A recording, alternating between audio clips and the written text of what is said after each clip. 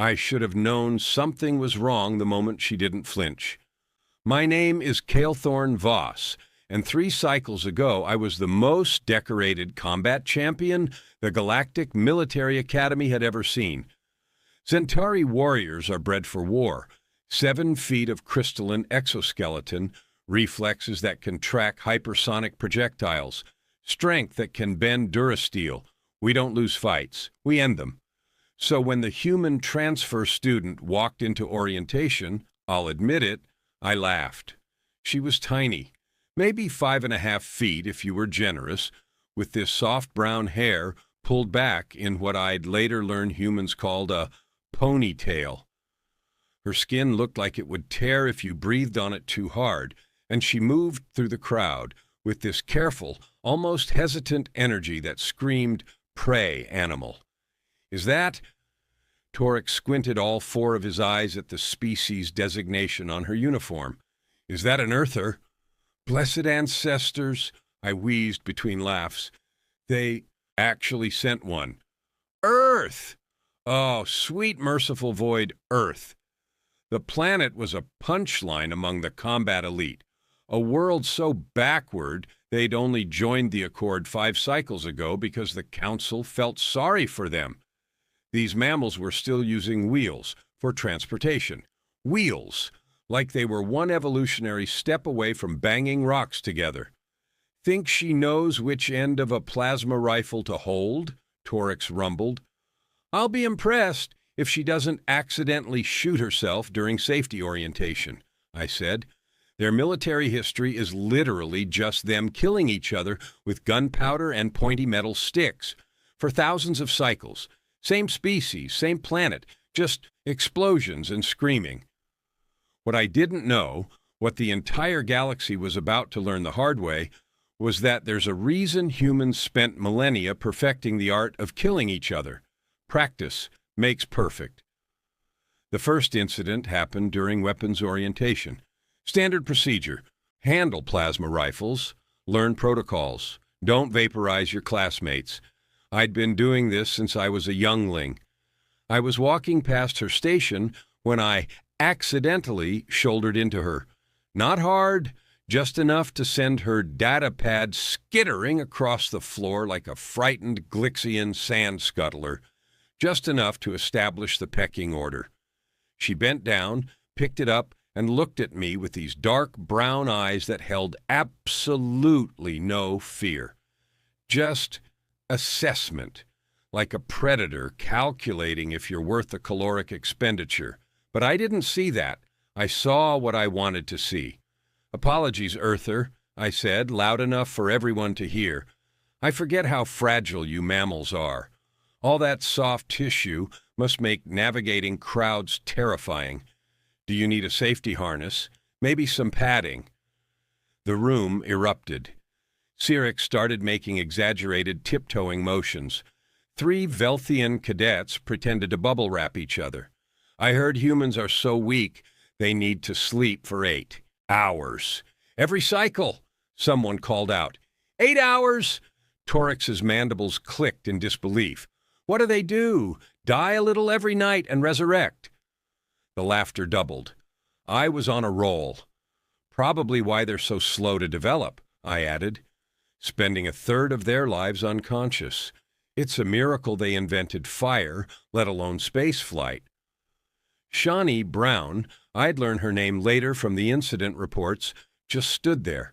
Didn't blush, didn't stammer, didn't do any of the things a properly humiliated cadet should do.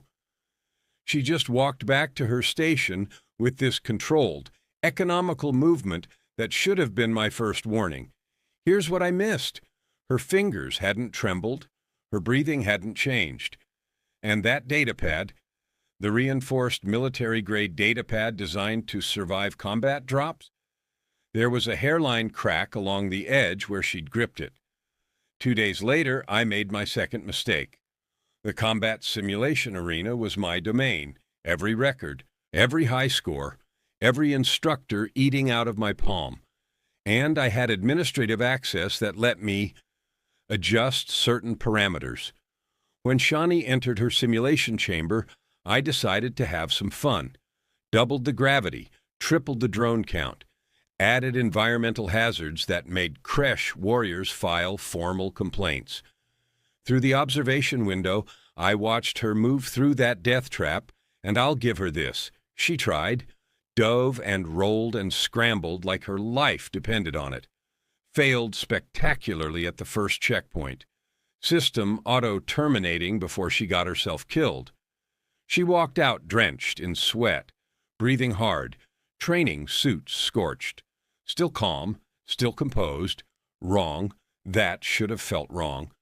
Earth's champions must be truly pathetic, I announced to all 40 assembled cadets, if this is what they send to represent them.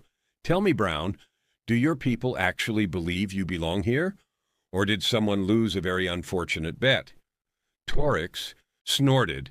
Maybe it's a charity program. Adopt a primitive initiative. Does your planet even have champions? I pressed. Or do you just send whoever can walk upright without falling over? The chamber went quiet. Not fun quiet.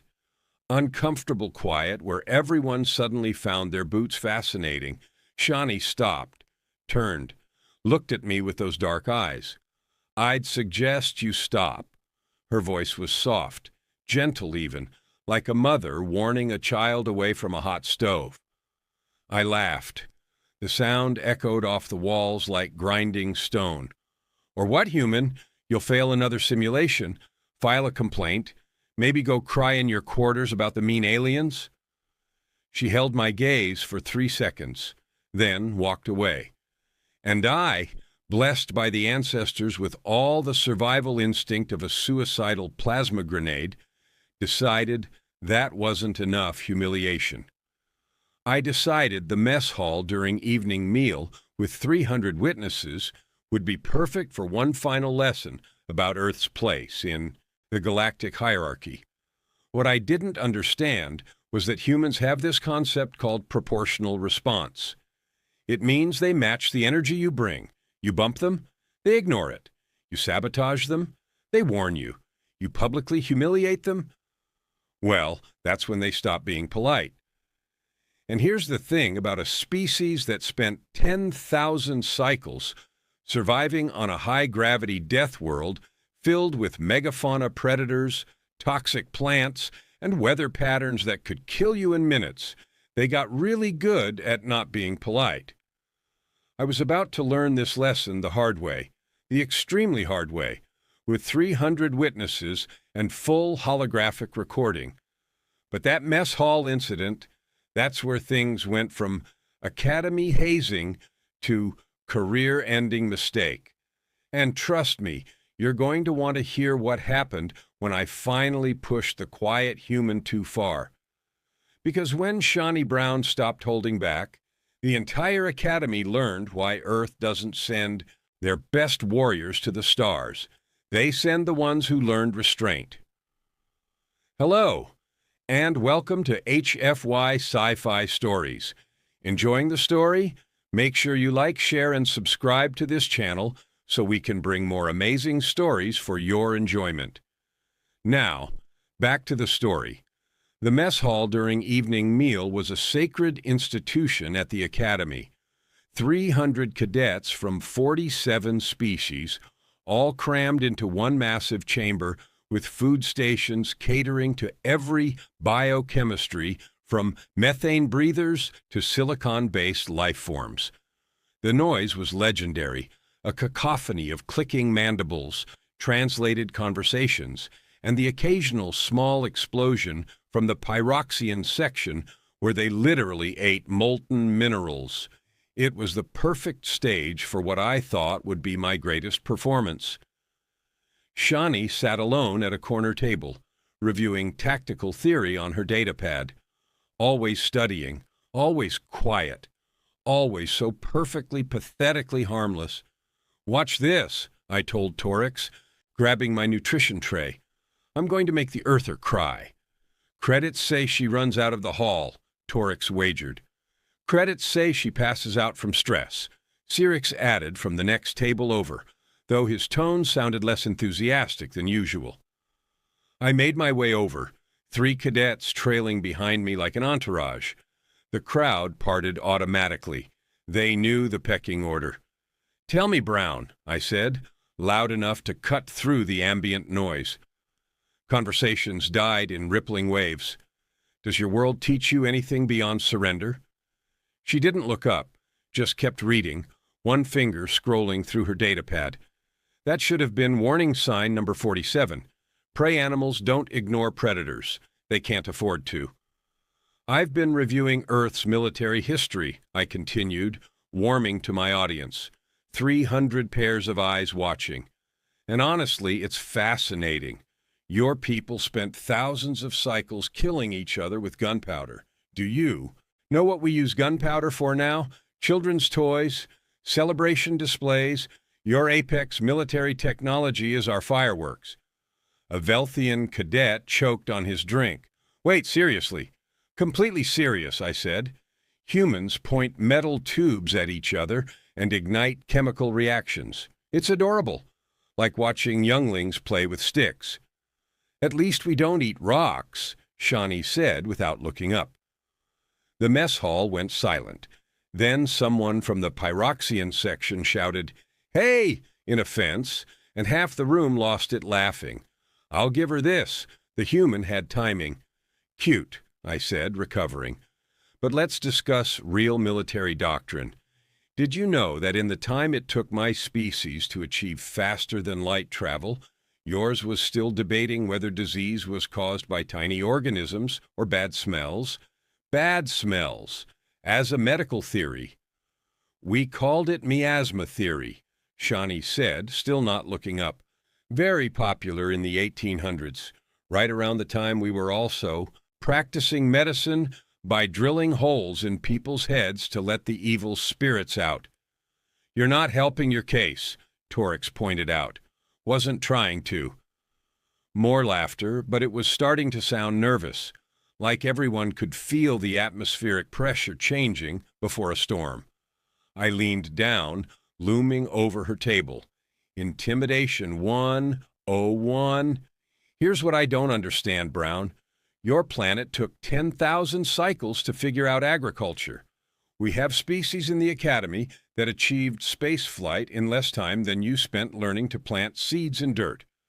What exactly makes you think you belong in the military track?" "Probably the same optimistic delusion that makes you think you're intimidating," she said. A few gasps. One Velthian cadet whispered, "Oh, ancestors, she didn't—" "Excuse me?" My exoskeleton flushed deep purple. "You're doing the big, scary lean-over thing," Shawnee continued, finally looking up at me with those dark eyes. "Very theatrical. I'm sure it works. Great on species that didn't spend their entire evolutionary history getting stalked by ambush predators 3 times your size. We had cats on Earth bigger than you. Saber-toothed tigers, hunted in packs, bit through bone. Your planet had murder cats?" Someone whispered in horror. "Still does. We keep smaller versions in our homes. For fun." The mess hall rippled with confused alarm. Several cadets pulled up Earth's biological database on their datapads. "This can't be right," a Glixian muttered. "It says they domesticated wolves. Wolves, apex pack predators. They just brought them into their homes and called them dogs." I was losing control of the narrative. Time to escalate. "Your world is a joke," I said flatly. "A backwater death trap that somehow produced a species too stupid to realize they should have gone extinct. You're tourists playing soldier, and everyone knows it." That's when I made my fatal error. I reached out to patronizingly pat her shoulder. Shawnee set down her datapad.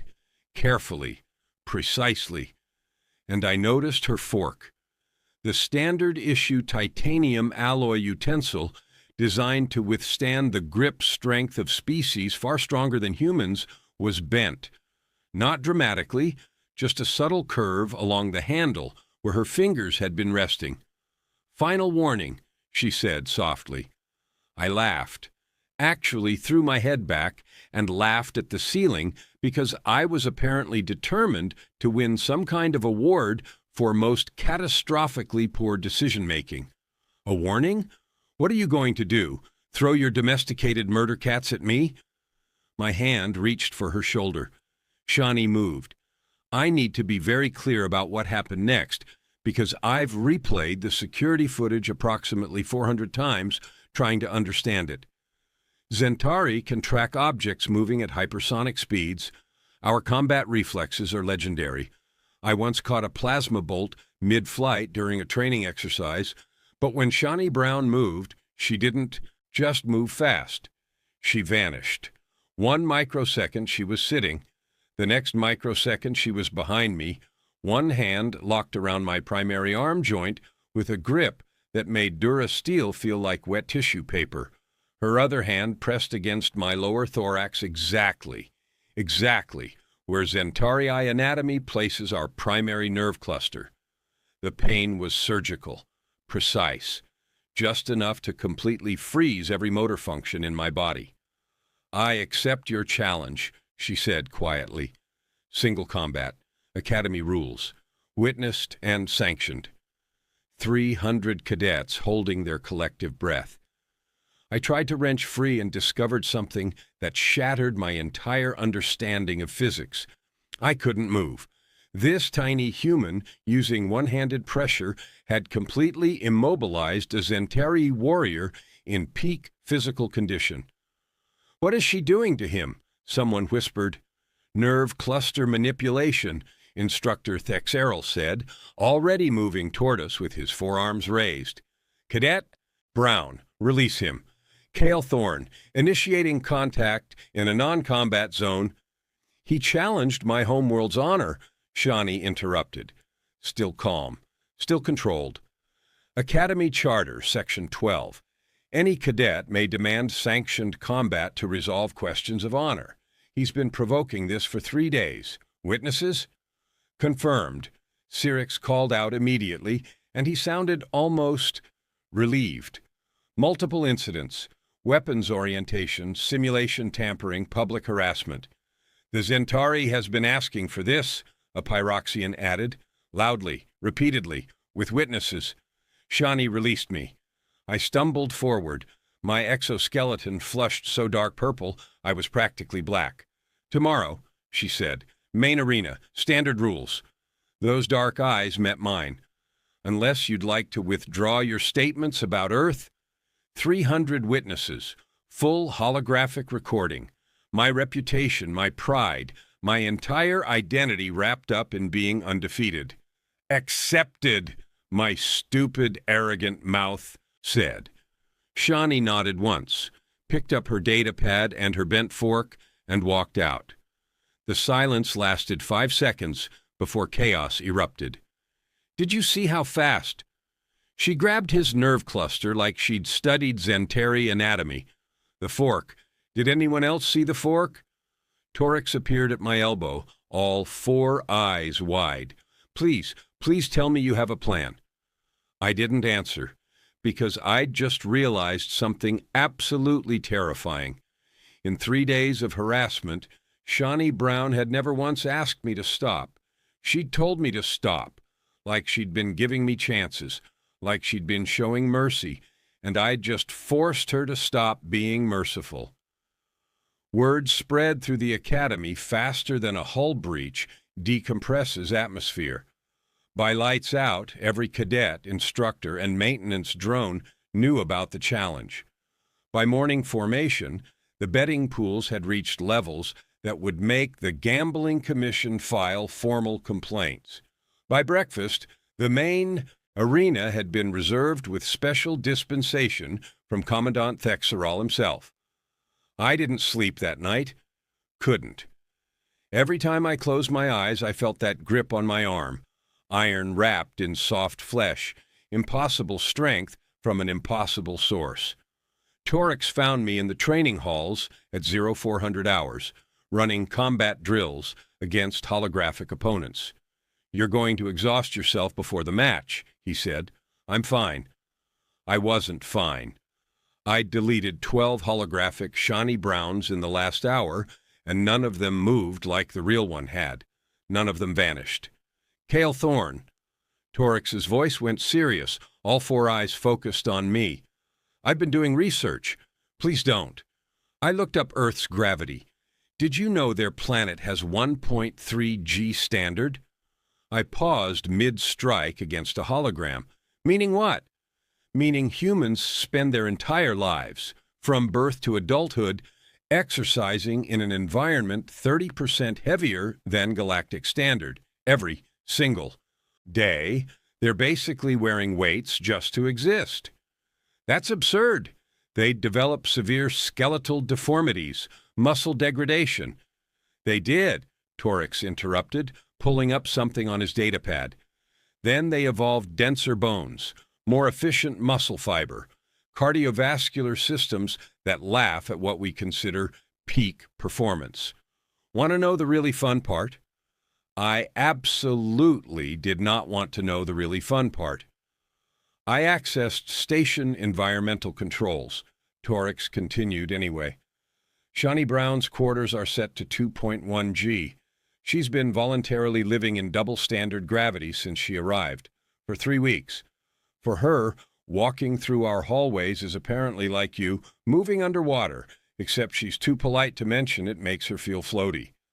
Floaty, I repeated flatly. Her medical file notes she requested gravity normalization for Earth standard physiology. The station administrator thought she meant down. She meant up. I stared at my holographic opponent, frozen mid-attack. That doesn't mean anything. Gravity adaptation doesn't translate to combat effectiveness. I'm still faster, stronger, better trained. Are you, though? Torix's mandibles clicked nervously, because I'm starting to think we've been catastrophically wrong about humans. Their planet tried to kill them for millions of cycles, and they just got better at not dying. Get some rest, I said, shutting down the hologram. You're spiraling. I'm spiraling. You've fought 12 holographic humans in the past hour. 13, I corrected, and I won every time. They're holograms, Calethorn. They don't bend forks with their fingers while reading. We stared at each other in the empty training hall. I'll be fine, I said. I was not going to be fine. The main arena filled to capacity 2 hours before the scheduled match. Every seat taken, standing room only. Cadets hung from the upper observation decks like crystal bugs on a light fixture. The betting pools had evolved into complex financial instruments. I'd checked the odds that morning. Calethorn victory, 15-1 in my favor. Someone was betting heavily on the human, probably someone who'd seen the mess hall footage. When I entered the combat circle, the crowd roared. 3 cycles of victories, undefeated champion, giant holographic displays showing my highlight reels. Then Shani walked in from the opposite entrance, and the crowd's roar cut off like someone had hit a mute button. She wore the standard academy training suit, no armor, no weapons, no protective gear whatsoever, and she was eating an apple, a fruit, from Earth, crunching away like she was taking a casual stroll through a park instead of walking into sanctioned combat against a Zentari warrior. Is she snacking? Someone in the crowd whispered loudly enough for the microphones to pick up. That's a power move, a Velthian cadet responded. That's a terrifying power move. Shani took another bite, chewed thoughtfully, and waved at someone in the upper decks. A few nervous laughs rippled through the audience. Commandant Thexeral stood at the center of the arena, all 4 of his arms crossed, his thermal signature radiating disapproval. Cadet Brown, this is a formal sanctioned combat. Please dispose of your refreshment. Oh, right, sorry. Shani looked around for a disposal unit, didn't find one, and just finished the apple in 3 quick bites, core and all. Good now. She ate the core, Torix muttered from the front row. Humans can digest cellulose? No, we just eat it anyway, Shani called out cheerfully. Apparently human hearing was also better than expected. Adds fiber. What's fiber? Someone asked. roughage for digestive health. She's discussing digestion before a fight, a Pyroxian said in awe. I respect this energy. Thexerol's thermal signature was now approaching supernova levels. If we're quite finished with the nutritional seminar, this combat is sanctioned under formal challenge protocols. First blood, submission, or incapacitation. Medical teams are standing by. He looked at me. Calethorn, you may arm yourself from the weapons rack. I walked to the rack with as much dignity as I could muster. Selected my ceremonial blade, 2 feet of molecularly aligned crystal that could cut through starship hull plating. The crowd murmured approval. Cadet Brown, Thexerol said, select your weapon. Shawnee looked at the weapons rack, studied it for a long moment, walked over and examined a plasma staff, tested the weight of a shock baton, picked up a neural disruptor and turned it over in her hands. The crowd leaned forward collectively. She put it back. I'm good, thanks, she said. The arena exploded in confused chatter. You decline armament? Thexerol's voice could have cut Durasteel. Don't really need it, Shawnee said, stretching her arms over her head, like she was warming up for morning exercise. Seems unfair, honestly. Calethorn's been very confident about Zentari's superiority. Wouldn't want to give myself an unfair advantage. An unfair, I sputtered. I have a blade. You have nothing. I have my devastating wit and charm, Shawnee said. Also 2 arms, 2 legs, and a thoroughly documented history of humans being spite-driven overachievers. Should be fine. I love her, someone in the crowd declared. The human is unhinged, someone else responded. I'm changing my bet, a third voice added. I gripped my blade harder. Your funeral. That tiny smile on Shawnee's face widened just a fraction. Statistically speaking, probably not today, though. Thexerol looked like he was reconsidering his entire career in Academy administration. Combatants ready. This match begins on my mark. Maintain Academy standards of conduct. Lethal force is prohibited. First blood, submission, or incapacitation. Yes, sir, we've got it, Shawnee said, then quieter. This is my first formal duel. Pretty exciting. First? Torix squeaked from the front row. Thexerol raised one arm. I centered my weight, calculated attack vectors. Shawnee just stood there, loose and relaxed, like she was waiting for a transit shuttle. Still smiling. The arm dropped. Begin, I charged. Here's what I expected. Evasion, dodging, maybe some desperate scrambling, while I used my superior reach and speed to corner her. Here's what happened. Shawnee stepped into my charge, not away, into it, and the entire galaxy's understanding of human capabilities fundamentally changed in the next 4 seconds. Second one, she caught my blade arm, not blocked, caught, mid-swing, bare hand around my wrist, stopping 2 feet of molecular crystal and all my momentum like I'd hit a bulkhead. Nice form, she said conversationally. Second 3, she used my own momentum to flip me. All 7 feet and 300 pounds of me went completely over her hip in a move so smooth it looked choreographed. Second 4, I hit the arena floor. My exoskeleton cracked, not shattered, cracked. Hairline fractures spider webbing across my thorax with surgical precision. Just enough to hurt, just enough to immobilize, not enough for permanent damage. She'd calculated the exact force required.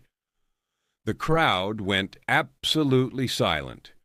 I lay there, stunned, pain radiating through my nerve clusters, staring at the arena ceiling while my brain tried to process 4 seconds of complete ego annihilation.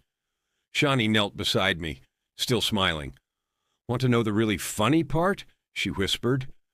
I couldn't speak, could barely breathe. I've been wearing gravity cuffs since I got here, set to 2.5 G. This whole fight, I was experiencing double Earth's gravity. She paused. Didn't seem sporting to take them off. My eyes widened in horror. Also, that's a judo hip throw. We invented it about 400 years ago for fighting. People bigger than us. She patted my shoulder gently. You did great, though. Very intimidating charge. Then she stood, raised her hand toward Thexeral and called out, Incapacitation. Match concluded. The arena exploded into chaos. Someone was screaming about recalculating the betting pools. 3 different cadets were downloading Earth's martial arts databases. Torix had his head in all 4 hands. And me? I lay there in my cracked exoskeleton, watching the human walk calmly toward the exit, and finally understood. Earth doesn't send their best warriors to the stars. They send the ones who learned restraint. Because they're best, they're too dangerous to leave home. I spent 2 weeks in medical regeneration. 2 weeks. The doctors said I was lucky. Lucky apparently meant lying in a bioreconstruction tank while nanites slowly knitted my cracked exoskeleton back together and tried to repair my thoroughly destroyed ego. They couldn't do much about the ego part. The Academy's medical chief, a creche named Dr. Velmora, visited on day 3. She had this way of looking at you with all 4 eyes that made you feel like a disappointing science experiment. The human showed remarkable restraint, she said, reviewing my charts. Restraint, I repeated flatly. My voice still sounded rough. Regeneration did that. Oh yes, she calculated the precise force required to crack but not shatter your exoskeleton. Targeted the exact stress points that would immobilize but not permanently damage. Very impressive spatial reasoning and kinesthetic awareness. Dr. Velmora's thermal signature flickered with what might have been amusement. She could have killed you in at least 17 different ways during that engagement. 17? I counted, though Dr. Thixall from Xenobiology insists it was 19. We're still debating whether the tracheal compression technique would have been immediately fatal or just caused you to pass out before dying. I stared at the ceiling of my regeneration tank. The recording has been added to the Academy's mandatory first-year curriculum, Dr. Velmora continued. Section title, Threat Assessment and the Dangers of Assumption. You're famous now. Congratulations. Please leave. Gladly. Try not to challenge any more humans to single combat. My department has a backlog. She left me alone with my thoughts, which was somehow worse than having company. Because here's the thing about humiliation.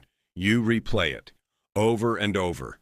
Every angle, every moment, every second of that 4-second fight, burned into your memory like a brand.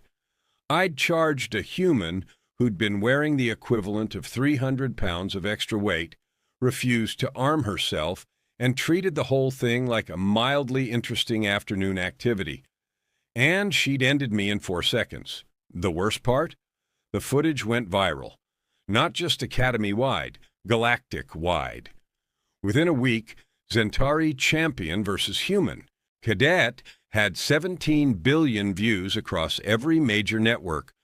Someone had edited it with dramatic music. Someone else had made it a meme format. There were remixes. My family stopped answering my communication requests after day 5. On day 8, I had a visitor who wasn't medical staff. Shawnee Brown walked into the medical bay carrying a small potted plant and looking apologetic. "Hey," she said, "how's the exoskeleton?" I contemplated ignoring her, contemplated demanding she leave, contemplated many things. "Healing," I said finally. "Good. That's good." She set the plant on the table beside my tank. "Brought you this. It's a succulent. From Earth. Low maintenance. You basically ignore it and it thrives. Thought you might like it. Why are you here?" Shawnee pulled up a chair, and I noticed she moved differently now. Not carefully or hesitantly like when she'd first arrived. Just efficiently, like someone who didn't need to pretend anymore.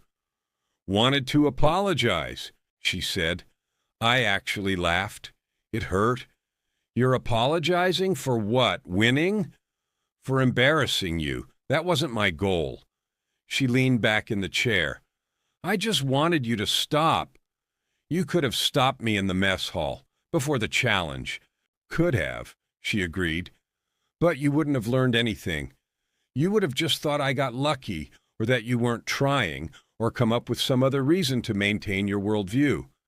She met my eyes. Now you know, humans aren't weak. We're just polite until we can't afford to be. We sat in silence for a moment. 17 ways, I said finally. What? Dr. Villamora said you could have killed me in 17 different ways during our fight. Dr. Thicksall says 19. Shani's expression did something complicated. 23, actually, but some of them would have required better positioning, and I was working with limited time and multiple witnesses. Didn't want to traumatize the first years more than necessary. 23, I whispered. Cale Thorne. She leaned forward. Here's what you need to understand. Earth, it's not a nice place. We have weather systems that can level cities, predators that hunted us for millions of years, diseases that killed billions, gravity that makes every other species feel like they're walking on clouds. We didn't develop advanced technology because we're smart. We developed it because if we didn't, we'd go extinct. The Death World thing, Torix mentioned it. It's not a thing. It's reality. Shani stood, paced to the window overlooking the station exterior. You know what the average human can do that most other species can't? Run. Just run for hours. Persistence hunting, we call it. We'd chase prey until it literally died of exhaustion because it couldn't cool down as efficiently as we could. We'd just keep going. That's horrifying. That's Tuesday. She turned back to me. We can throw things with terrifying accuracy because we evolved specialized shoulder joints. We can survive in temperature ranges that would kill most species. We eat chemical compounds that are literally poison to other organisms and call them spices because they make food taste better. Our planet tried everything to kill us, and we just adapted and kept going. I thought about the gravity cuffs, the casual strength, the precision. Why send people like you to the academy? I asked. If humans are so dangerous, why send anyone at all? Because we want to be more than just survivors. Shani's voice went soft. Earth spent its whole history teaching us how to fight, how to endure, how to win at any cost. The academy teaches us when not to fight, when to show restraint, how to be part of something bigger than just our survival. She walked back to my regeneration tank. I gave you 4 warnings, Cale Thorne. 4 chances to stop before things escalated. That's not weakness. That's training. That's choosing to be better than what our biology tells us we can be. She tapped the tank gently. Your species is strong, fast, built for war. Ours is built for endurance and adaptation. Neither is better, just different. I mocked your entire planet. Yeah, that was pretty rude, Shani agreed. But you learned. That's what matters. The whole galaxy is laughing at me. Give it 2 weeks. Someone else will do something embarrassing and you'll be old news. She headed toward the door, then paused. Also, for what it's worth, that opening charge was actually pretty intimidating. Good form, excellent speed, clear tactical thinking. You just had bad intel on your opponent. Bad intel, I repeated. Very bad intel. Earth's been in the Accord for 5 cycles. We're still figuring out how to explain ourselves without sounding like we're bragging about surviving our nightmare death world. She grinned. Turns out, our planet tried to kill us constantly, so we got really good at not dying. Sounds arrogant out of context. Despite everything, the humiliation, the pain, the 17 billion views, I found myself almost smiling. Water it once a month, Shani said, gesturing to the succulent. Less is more. They're used to harsh conditions. Like humans. Exactly like humans. She waved and walked out, leaving me alone with a plant from Earth and a fundamentally changed understanding of the galaxy. I looked at the succulent. Small, unassuming, thrived on neglect and harsh conditions. "Yeah," I muttered, "that tracks." Outside my window, the station continued its rotation. 300 cadets going about their training, probably still talking about the fight, probably still watching the footage. And somewhere in that station, a human from a death world was attending classes, being polite, and carrying around the casual ability to end fights in 4 seconds while wearing the equivalent of 300 extra pounds. The galaxy I was learning was much more complicated than I'd thought. And humans were terrifying, but at least they were on our side. Probably. I really hoped they were on our side. I was released from medical on day 14 with a clean bill of health, a profound sense of humility, and strict instructions to avoid antagonizing Deathworlders written directly into my discharge paperwork. Dr. Velmora thought she was hilarious. Returning to regular academy life was complicated. The stares started immediately. Cadets would see me coming down the hallway and suddenly find the wall panels fascinating. Conversations would stop mid-sentence. Someone had put a small memorial plaque outside the main arena that read, R.I.P. Calethorn's dignity survived 4 seconds. Torix fell into step beside me on my first day back. Welcome to infamy. I hate everything. The good news is the betting pools paid out spectacularly. I made 600 credits. I stopped walking. You bet against me? I bet on fight lasting less than 10 seconds. Seemed like a safe wager after the mess hall incident. His mandibles clicked apologetically. In my defense, I tried to warn you multiple times. You're a terrible friend. I'm a rich, terrible friend. I'll buy you lunch. We headed toward the mess hall, and I tried not to think about the last time I'd been there. Tried not to remember the bent fork, the grip on my arm, the complete and total dismantling of my worldview. The mess hall went quiet when I entered. Then someone started clapping, slowly, sarcastically from the Pyroxian section. Others joined in. Within seconds, 300 cadets were giving me a standing ovation for getting thoroughly destroyed by a human half my size. I'm transferring to a different academy, I muttered. No, you're not, Torix said. You're going to get food, sit down, and pretend this is normal until it becomes normal. I'm a meme, Torix. I have 17 billion views. There's a remix version with dubstep. Someone made a dance based on me getting thrown. I know. I favorited it. I contemplated violence, decided against it. Humans had ruined violence for me. We got food. I grabbed some standard Zenterra nutrient paste. Torix loaded up on crystalline supplements and found a table. Not my usual table. That one had been claimed by a group of first years who scattered like frightened prey animals when they saw me approaching. Your reputation precedes you, Torix observed. My humiliation precedes me. Tomato, tomato. What's a tomato? Human fruit vegetable thing.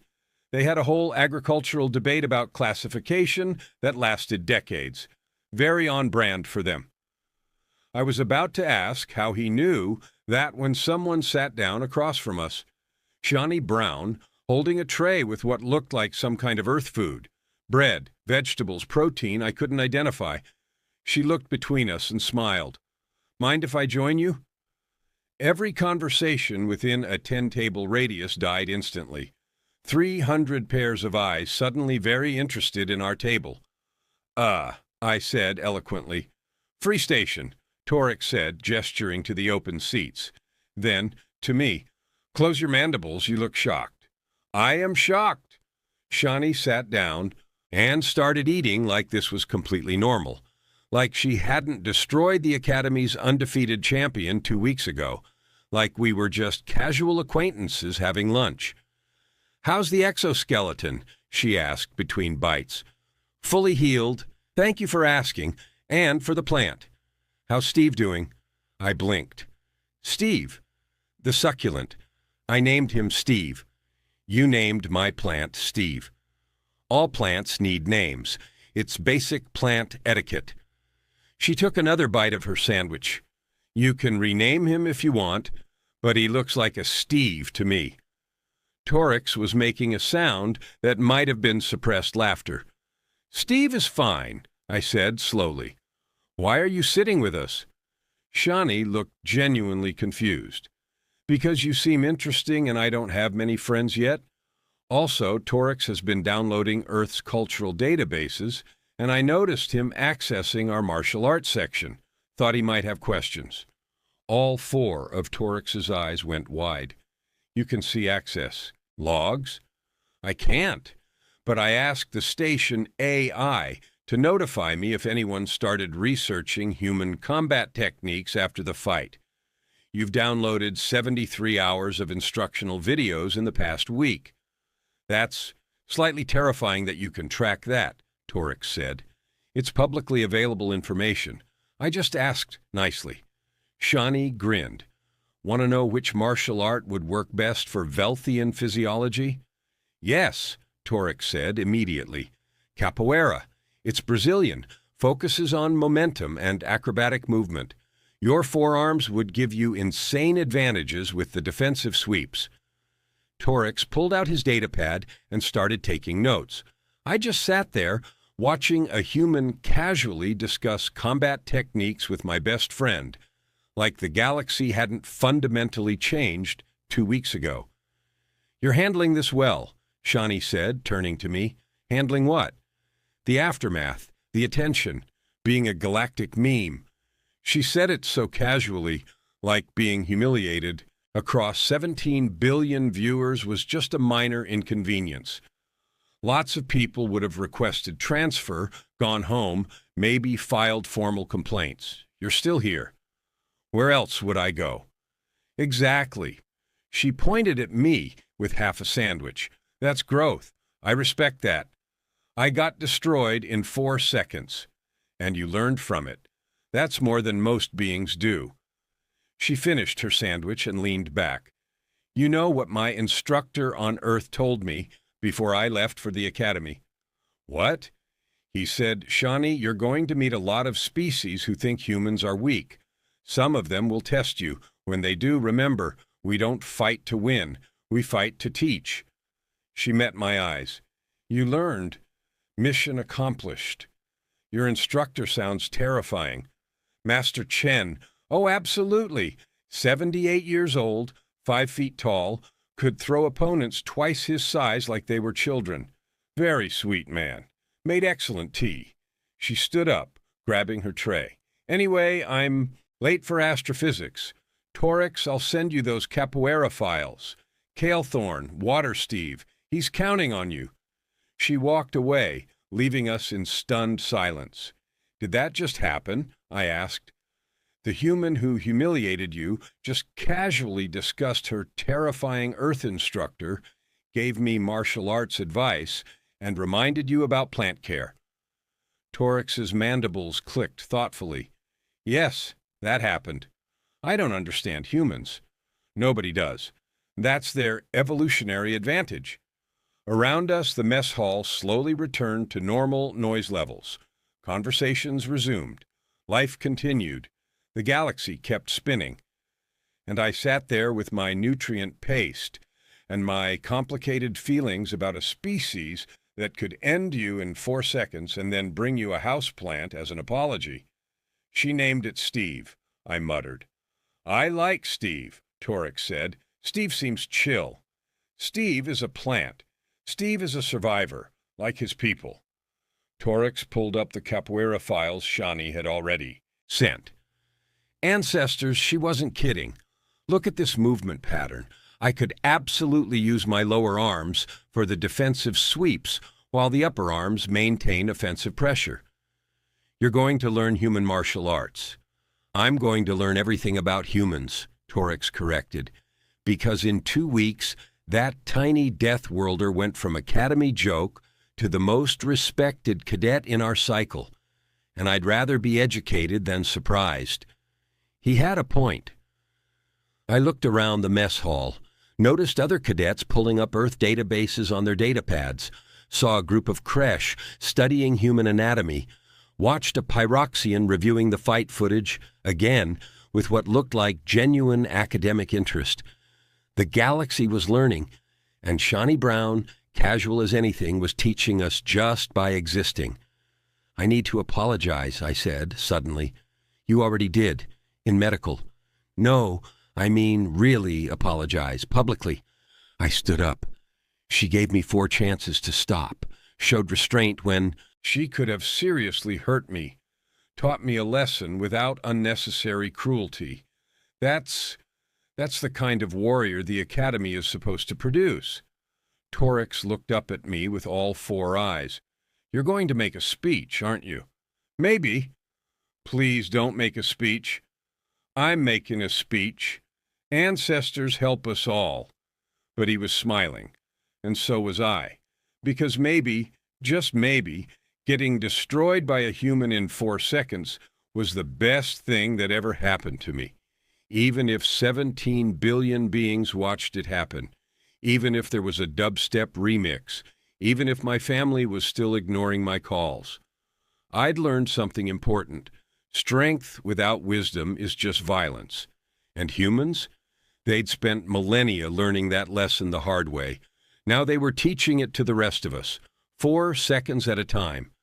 3 months after what the Academy officially called the incident and what everyone else called, that time, the human broke physics. And also, Calethorn, I did something I never thought I'd do. I asked Shawnee Brown to train me. We were in the combat simulation arena, different one from where I'd sabotaged her course because I had some shame, reviewing defensive tactics for an upcoming examination. You want me to what? Shawnee looked up from her datapad, genuinely surprised.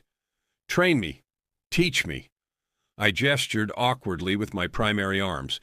Human combat techniques, the restraint protocols, how to not be what I was. You mean arrogant? I was going to say catastrophically wrong about threat assessment, but yes, arrogant works too. She studied me for a long moment, those dark eyes doing that calculation thing they did, like she was running probability matrices in her head. Why? She asked finally. Because you were right, about everything. I sat down on one of the arena benches. Strength without wisdom is just violence. I had all the physical advantages, size, speed, training, weapons, and I still lost in 4 seconds because I didn't understand my opponent, didn't respect my opponent, didn't even consider that my assumptions might be wrong. That's very self-aware. I've had 3 months and 17 billion views to think about it. Shawnee laughed, really laughed, not the polite chuckle she usually gave instructors. Okay, yeah, I can work with this, but I have conditions. Name them. First, Torix trains with us. He's been practicing capoeira, and his form is actually pretty good, but he keeps overextending on the defensive sweeps. Done. He'll be thrilled. Second, you have to accept that this is going to be humbling. You're going to fail a lot.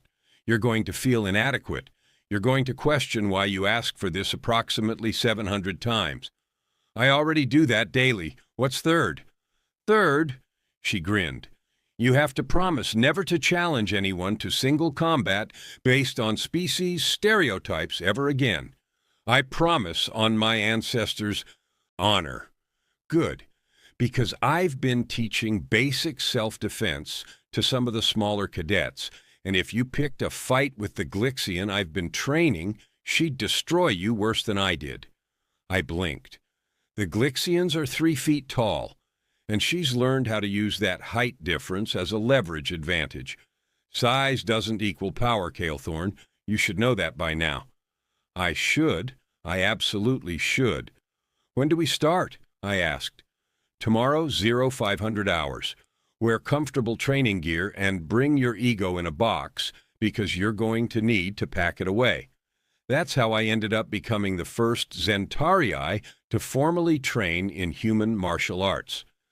Turns out, getting thrown by Shani in front of 300 witnesses was just the beginning of my education in humility. Week 1, she taught me how to fall properly, just falling, for 7 days, over and over until my exoskeleton ached and my pride was somewhere beneath the arena floor tiles. Falling is the most important skill, she explained after I'd hit the mat for the 100th time that morning. If you can't fall safely, you can't train safely. If you can't train safely, you can't learn effectively. On my world, falling means weakness, I said from the floor. On my world, falling means you're trying something difficult. She offered me a hand up. I took it. Get up. Again. Week 2, she taught me about center of gravity and momentum, how humans, smaller, lighter, theoretically weaker, had spent millennia figuring out how to topple larger opponents using physics instead of strength. You've been relying on your natural advantages, she said, demonstrating a hip throw on Torix that sent all 4 of his arms flailing. Power, reach, durability, that works great until you meet someone who's adapted to fighting things bigger than them. Then you're just a large target. Torix groaned from the mat. I'm starting to understand Kael'thorn's humiliation on a spiritual level. You're doing great, Shani said cheerfully. Only took me 3 tries to throw you this time instead of 1. I feel so accomplished, Torix muttered, staring at the ceiling. Should I start a support group? Beings Humbled by Tiny Humans Anonymous? BHTBA has a nice ring to it, I said. You two are hilarious, Shani said. Again. Week 3, other cadets started asking to join. First it was Syrinx, the Velthian who'd tried to warn me in the mess hall. Then a Kresh named Veltic.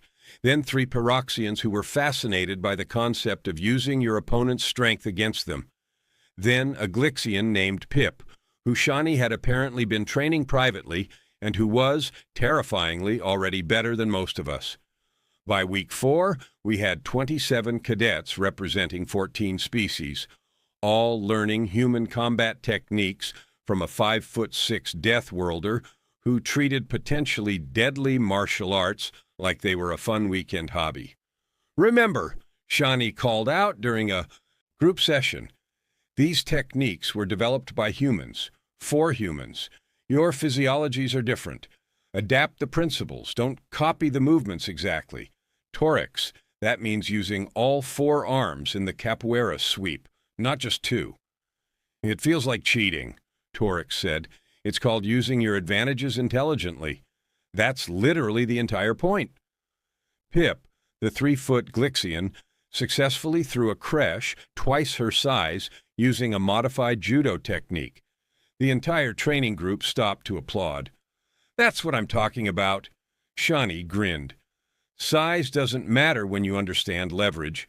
Physics doesn't care about your feelings. I'm putting that on a shirt, someone said.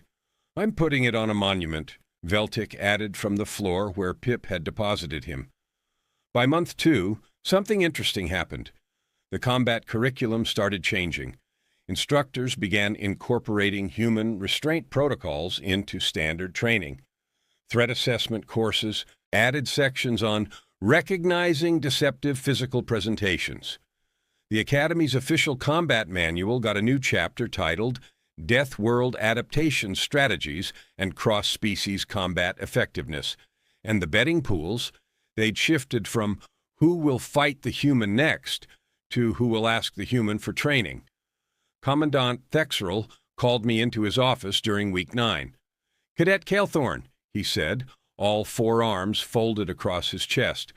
I've been reviewing your recent performance metrics. My exoskeleton flushed nervous purple. Sir, if this is about the training sessions, your combat effectiveness has increased by 47%. Your threat assessment scores have doubled. Your tactical analysis ratings have gone from adequate to exceptional. He leaned forward. What changed? I learned to fall properly, sir. His thermal signature flickered with confusion. Explain. Human combat philosophy emphasizes defensive technique before offensive. Capability. Learning to receive attacks, redirect force, and minimize damage before learning to inflict it. I searched for the right words. It's teaching me to think instead of just react. Thexeral was quiet for a long moment. The human cadet has been teaching multiple species her world's martial arts, he said, finally. Unauthorized. Yes, sir. I take full responsibility. It was my idea. I'm making it official. Sanctioned training program, elective course, cross-species combat adaptation taught by Cadet Brown. He pulled up authorization forms on his display. She'll need a faculty advisor. You're volunteering. Sir, I'm not qualified to. You're the first student. You understand the methodology. You've experienced both sides of human combat effectiveness. His thermal signature did something that might have been amusement. Also, you're already doing it. I'm just making the paperwork match reality. Thank you, sir. Don't thank me. Thank the human for not breaking you permanently. He waved a dismissive arm. Dismissed. And cadet? Yes, sir. Your family has been trying to contact you. Apparently 17 billion views is embarrassing, but a 47% combat effectiveness increase is impressive. They're very Zentari about it. I left his office with authorization forms and the first message from my family in 3 months. My father's message was brief. Saw your new training scores. Proud of you. Also, your mother wants to know if the human would accept a dinner invitation. She's been researching Earth cuisine. Please advise if humans actually eat something called ghost peppers or if the database is malfunctioning. I laughed all the way back to the training hall. That evening, I found Shani in the observation deck, watching the stars. My mother wants to have dinner with you, I said, sitting beside her. Is that a good thing or a terrifying thing? With Zentari families, usually both. I paused. She's also asking if you really eat something called ghost peppers or if our database is broken. Shani's face lit up. Oh, yeah, ghost peppers are great. Scoville rating around 1 million units. Very spicy. 1 million? Give or take.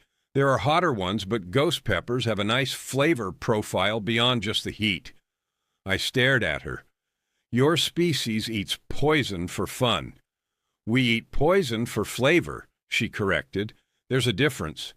I'm never going to understand humans. Nobody does. That's our charm. She smiled. Thank you. For asking me to train you. For being willing to learn. For not giving up when you were still figuring out how to not be terrible. You were never terrible. Just uninformed and overconfident. She paused. Classic combination. We've all been there.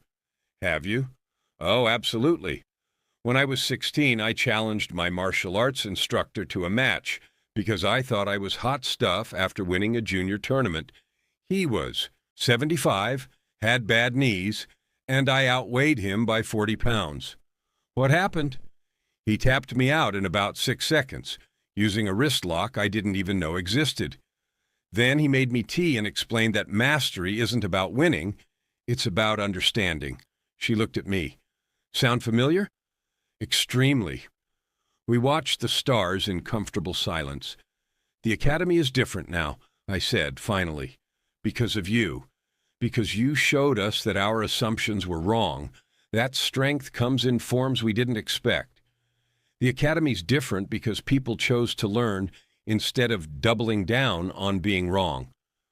Shani stood, stretching. You chose growth over ego. That's rare. That's valuable. Steve is thriving, by the way. I think he's actually growing. Told you. Succulents are survivors. She headed toward the exit, then paused and looked back with that familiar tiny smile. Oh, and Kalethorn. The dubstep remix hit 50 billion views yesterday. Someone made an educational version that's being used in xenobiology classes across 6 systems. You're officially a teaching tool." I groaned. "I hate you." "No, you don't.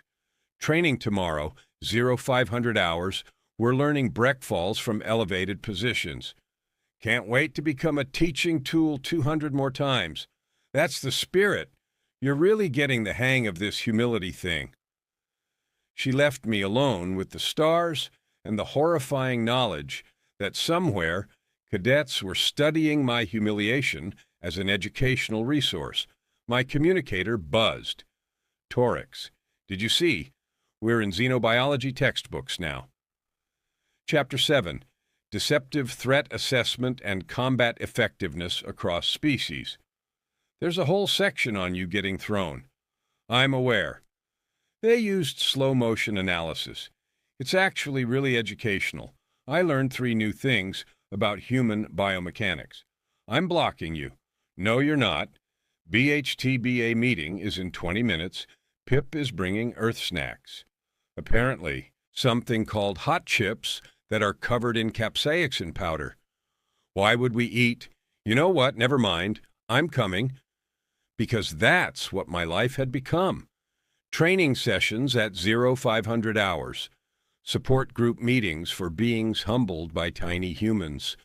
Dinner invitations with my family who wanted to meet the Death Worlder who'd improved my combat scores by 47%. And somewhere in my quarters, a succulent named Steve thrived in harsh conditions, just like his people. Just like all of us were learning to do.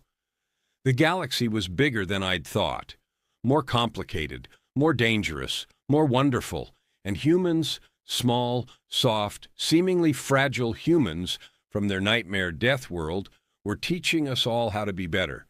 4 seconds at a time, 1 fall at a time, 1 ghost pepper at a time. I headed to the BHTBA meeting, where 27 cadets from 14 species were learning that sometimes the best lessons come from getting thoroughly, completely, educationally destroyed. And honestly, I wouldn't change a single second of it, even if 50 billion beings were watching, especially because 50 billion beings were watching. Because if my humiliation could teach the galaxy that assumptions are dangerous and restraint is strength, then getting thrown by a human in 4 seconds was the most important thing I'd ever done. Plus, Steve really was doing great. And that counted for something. So that's how a Zentari champion learned that assumptions can get you thrown in 4 seconds flat. If you enjoyed Calethorn's journey from arrogant warrior to humble student, and let's be honest, who doesn't love a good humbling? Hit that like button. Subscribe for more stories about humans being terrifying death worlders who also bring you houseplants as apologies. And drop a comment telling me, what would you do if you met someone like Shani? Would you challenge her to combat, or would you be smart and just ask for training? Let me know below. See you in the next story.